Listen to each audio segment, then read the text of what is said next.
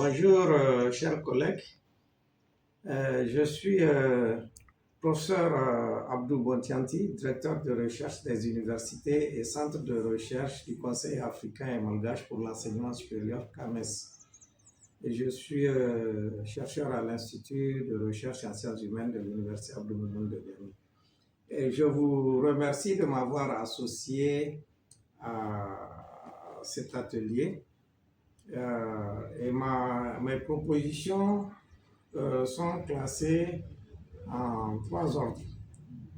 D'abord, les propositions d'ordre conceptuel, ensuite les approches possibles et les fondements et la vision.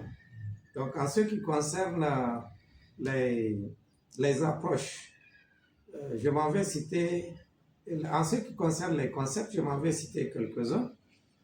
Il y a le concept d'espace vital ou d'espace partagé, la notion de ressources naturelles stratégiques, les valeurs de partage, de solidarité et d'intégration, le concept de sécurité et paix durable, la complémentarité entre zones sahéliennes et zones septentrionales, mobilité et liaison, la rentabilité, et la réhabilitation et la réinvention des projets des liaisons transsahariennes, des anciennes liaisons transsahariennes. Et puis l'offensive de charme, les relations économiques gagnant-gagnant. Voilà donc les concepts possibles. Maintenant, pour les approches, j'ai identifié à peu près 6 fondements.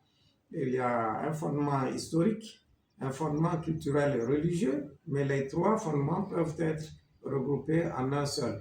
Il faut rappeler d'un point de vue historique que le Sahara n'a jamais été un obstacle pour la circulation, la mobilité des personnes et des biens. Il y avait le commerce caravanier qui a été vecteur quand même d'échanges culturels, d'échanges économiques et à l'origine de la création de villes anciennes historiques comme Tombouctou-Diéné, etc.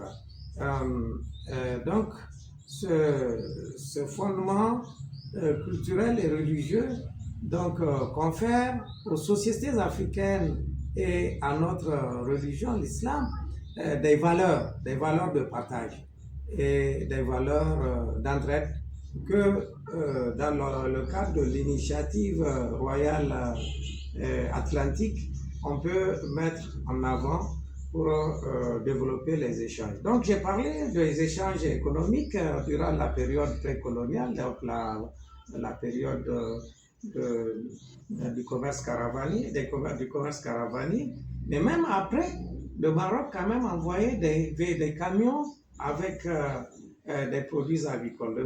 Il faut donc rappeler que le Maroc est un pays qui a un grand potentiel agricole. Le Maroc est un pays aussi qui a développé l'industrie manufacturière et avec la mer aussi. Donc tout cela là sont un atout pour développer un corridor d'échange de personnes et de biens entre l'Afrique sahélienne et le Maroc. Et donc, mais seulement, il ne faut pas perdre de vue que le Sahel, les États du Sahel ont une crise sécuritaire durable. Donc, pour que tous ces échanges-là puissent bénéficier le maximum possible tant à l'Afrique sahélienne qu'au Maroc, il faut que le Maroc utilise son avance, son statut de leader pour aider, pour accompagner les États sahéliens à sécuriser durablement la zone pour permettre de faciliter les échanges. Voilà donc le détail de tous ces éléments se trouve dans le document. Donc après les fondements économiques, il y a également les fondements liés à l'intégration africaine qui pourraient être basés sur les valeurs auxquelles j'ai fait allusion tout à l'heure. Et maintenant, au-delà donc de ces fondements-là, il faut aussi dire que même si on arrive à faire le corridor de l'initiative royale atlantique aux États du Sahel, Mais ce corridor est aussi en compétition. C'est un espace qui va être en compétition avec d'autres corridors. Et donc, c'est la raison pour laquelle on doit renforcer la sécurité pour pouvoir rendre plus compétitif ce corridor-là. Voilà donc pour ce que j'ai à dire sur les fondements. Maintenant, la vision, elle est simple. Une école pour une Afrique émergente, solidaire et souveraine. Voilà, chers collègues, ma contribution en quelques points, mais les détails se trouvent dans le document que j'ai déjà envoyé. Je vous remercie de votre aimable attention.